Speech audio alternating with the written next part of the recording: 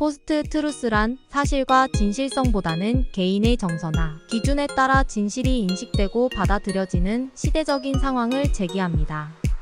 즉, 정보나 사실보다는 개인의 정서나 주장에 따라 진실이 인식되고 받아들여지는 것을 의미합니다.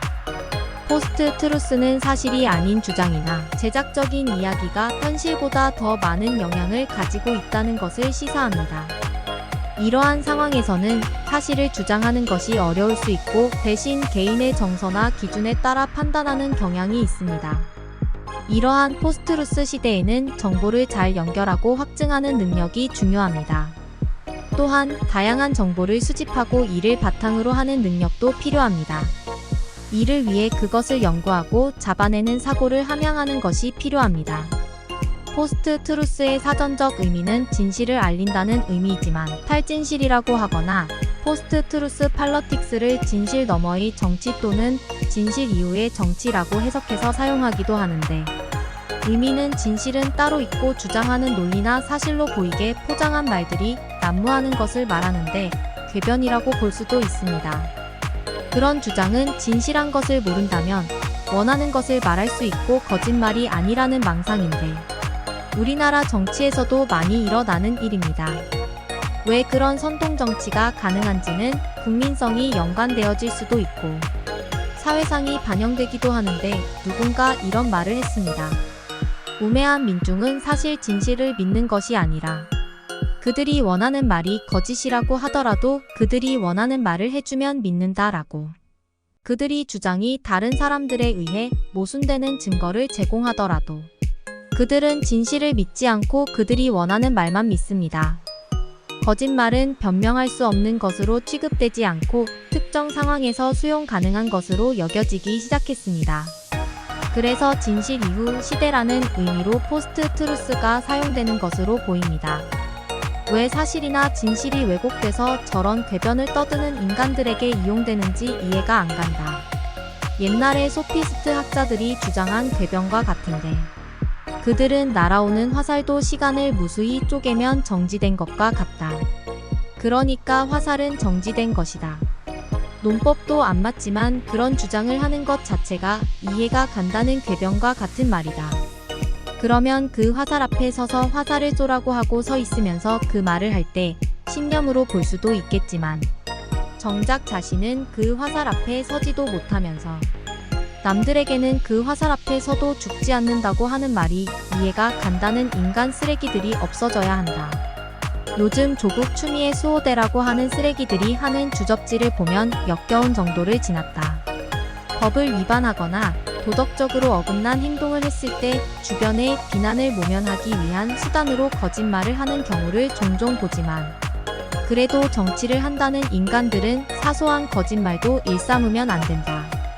또한 그런 인간들에 동조하면서 하수인으로 전락한 인간들을 보면 이 시대에 사는 내가 한심스럽다. 위선적인 경우는 주변에서도 자주 보는데, 시민단체에서 활동한다면서 문재인을 지지한다는 인간은 문바이겠지만 대화 중에 자신의 의견과 다르면 그쪽에서는 그렇게 생각하느냐고 물어보던데, 그쪽이란 게 무슨 의미인지 생각하게 되었다. 문바가 아니면 다 그쪽이란 얘긴가?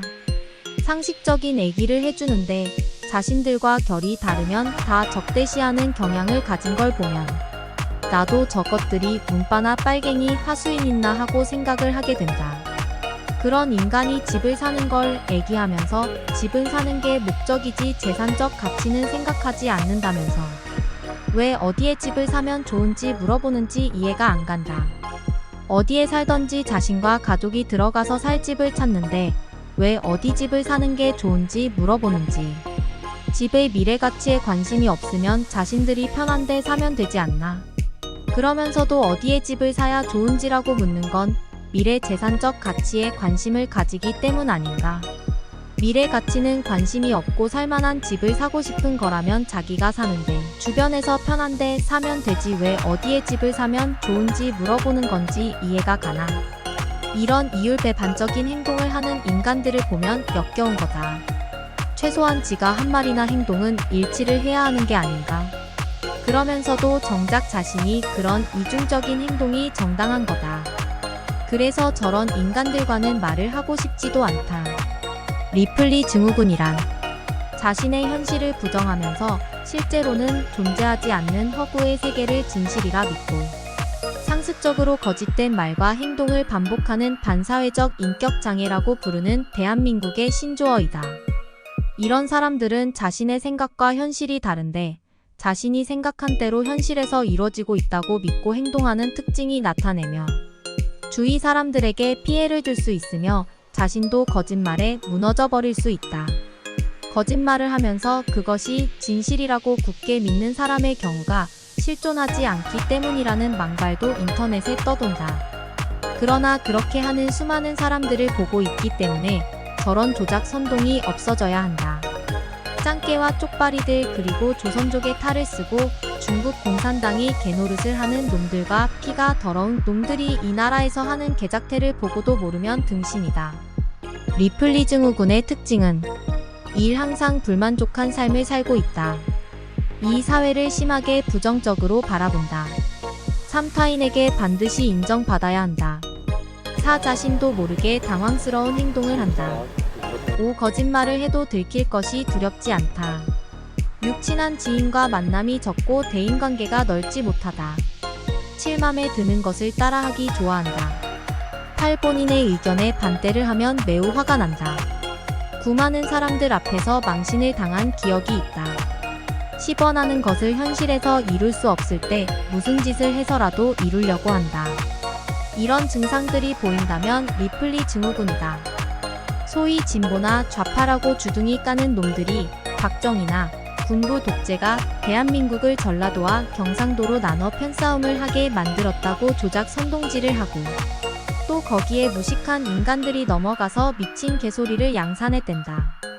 그러나 그 진실은 민주를 팔아 정권을 잡고 그 졸개들 배떼지 채우는데 이용한 김대중이라는 역적의 조작극이라는 사실을 알아야 한다.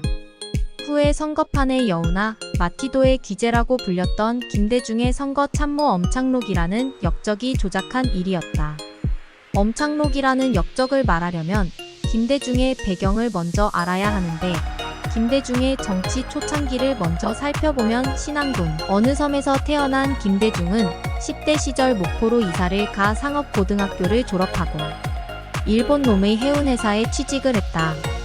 그러다 태평양 전쟁이 터지고 일본 놈들이 조선인들을 강제 징집할 때 김대중도 징집은 당했지만 일본이 바로 패전을 하면서 전쟁에는 참여하지 않았고 광복 후에는 항의를 내세우면서 조선 건국준비위원회 목포 지부에서 활동을 하였고 정치적 연주를 이용해 해운회사를 차리고 돈벌이를 하던 중 6.25 전쟁이 지난 후에도 계속 해운사업을 하여 돈을 벌다가 김대중의 장인의 제안으로 1954년 목포시 선거구에 무소속으로 국회의원에 도전을 하였지만 실패하였다. 김대중은 정당이 없어서 실패한 것으로 판단하고 당시 야당이었던 민주당에 입당하여 다음 총선에서는 강원도 인제 선거구로 출마하였으나 또 낙선하였다. 그러다 4.19 혁명으로 이승만 정권이 물러나자 강원도 인제에서 재보궐선거에 출마하여 당선이 되었는데 얼마 후 5.16 군사혁명으로 국회가 해산이 되어 국회의원 활동을 한 것은 없었다. 박정희 정권 시절인 1964년 목포에서 국회의원에 출마하여 당선이 되었다. 박정희가 피폐해진 경제를 살리기 위해 굴욕 외교를 하며 일본에서 돈을 끌어들이기 위해 한일 협약을 맺으려 할 때 민주당은 결사 반대를 하며 막아섰고 그러던 중 민주당 의원인 김준현 의원이 체포를 당하는데 국회에서 구속동의안을 통과시키려고 하자 김대중은 필리버스터를 나서서 5시간을 끌었다. 이 일로 김대중은 민주당 내에서 스타 정치인으로 부각을 했고 1967년에는 박정희 공화당이 독재를 막는다면서 기존의 민주당 계열과 타 정당들을 공산당식 통일전선 전술로 규합하여 신민당을 창당했다. 그 후 1967년 신민당 소속으로 다시 목포 선거구 총선에 도전하여 7대 국회의원이 되었다. 엄창록은 함경북도 경성 출신으로 6.25 전쟁 후에 강원도 인제에서 지인과 같이 한약 사업을 한다며 한약을 독과점하면서 치부를 하다가 1961년 정치와 결탁하여 큰 돈을 벌 욕심으로 정치권의 김대중과 연을 맺었다. 1961년 김대중은 4.19 혁명 이후 재보궐선거에 나설 때인데 엄창록은 김대중의 선거 참모가 되어 김대중의 첫 국회의원 당선의 주역이 된다. 그 후 김대중의 정치 참모 역할을 충실히 하면서 김대중의 국회의원 당선에 견마지로를 했다. 그러나 그 역적 노무의 선거 전력을 더럽고 비열했으며 도덕적인 개념이 없는 역적질을 한 것이었다. 선거구 유권자들에게 신민당과 김대중을 지지하도록 하기보다는 공화당을 지지하지 않게 하는 전략인 네거티브 전략을 사용했다. 이때부터 대한민국의 정치는 더러운 놈들의 난장판이 된 것이었다. 공화당인 척 위장을 해서 유권자들에게 거드름을 피우며 공화당을 싫어하게 만들었는데 공화당 선거 복장을 하고 유권자들에게 강압적으로 공화당을 뽑도록 협박하는 듯한 말을 내뱉아 공화당에 대한 반감을 사게 만들고 공화당의 이름으로 돈봉투를 뿌려놓고 봉투 안에는 10원만 넣어놓는다든지 공화당의 이름으로 고무신 같은 선물을 주고 나서 잘못 전달했다며 다시 뺏어가 공화당이 돈을 뿌린다는 소문을 만들어 낸다든지 하는 이루 말로 할 수 없는 온갖 비열한 짓거리를 일삼으면서 국민을 조롱한 역적 놈이다. 그리고 3년 후인 1970년 신민당에서 대선 후보를 결정할 때 박정희와 정치 싸움에서 이길 40대 기수론을 주둥이 까면서 기성 정치인들을 다 몰아내고 정권 창출에 몰두를 할 때 신민당 내에서 김영삼과 김대중은 대선 후보 경선을 하게 되었다. 이때도 엄창록은 온갖 치졸하고 비열한 짓거리를 일삼았다. 엄창록은 지역 감정을 내세우며 편가르기를 하여 국민들을 이간질시켰고 여론 조작 선동을 위해 대한민국에서 최초로 피켓에 후보의 사진을 붙여 선전지를 하였고 김대중이 단상에 올라갈 때 관중 속에 미리 돈을 주고 포섭한 신민당의 졸개들을 심어두어 소리치게 하며 군중을 선동하게 하였으며 전국 각도마다 정치권에 연결하여 돈벌이를 하려는 놈들을 선거 책임자로 내려보내 전국적인 조직망을 구축하였으며 그 지역의 지역민들이 요구하는 내용을 미리 파악하고 김대중이 이 지역 주민들을 위해 정치를 할 것인 것처럼 포장을 하며 조작 선동지를 일삼았다. 그리고 정보가 늦은 각 시골까지도 정치에 기대어 돈벌이를 하려는 역적들의 잔당들을 보내조자 선동지를 하며 표를 긁어 모았다. 그리고 전당대회 전날에는 각 지방별 대의원들이 다 모여 숙소에 있을 때 김대중에게 소주 한 병과 간단한 안주를 가지고 각 의원들을 일일이 다 방문하게 하여 대의원들을 움직였다. 그리하여 김대중은 김영삼을 당내 경선에서 이기고 1971년 7대 대통령 선거에서 박정희와 경쟁을 하게 되었다. 이런 조작 선동질이 공화당에게 눈의 가시 같은 존재가 되어 제거 대상이 되어 김대중 캠프를 떠나게 되었다. 김대중은 이런 엄창록의 조작 선동질이 없어지자 대중의 관심을 끌지 못했고 박정희에게 선거에서 지게 되었다. 이때 엄창록과 김대중이 조작질한 편가르기 여파가 역풍을 맞아 전라도와 전라도 출신들의 지지를 받았던 김대중은 타 지역의 사람들의 경계심에 의해 침몰한 것이었다. 엄창록에 의해 조작 선동질을 당했던 공화당이 이를 역이용해서 김대중을 침몰시켜버린 것이었다. 이에 김대중은 엄창록이 자신을 배신하고 공화당의 개노릇을 한다고 비난하며 엄창록을 토사구팽시켜버렸다. 엄창록이 지역주의 조장하여 전라도 표심을 가져오자고 하며 전라도가 차별받는 느낌을 선전질하는데 이에 동조한 김대중이 주둥이로 나불뗀 것이었다.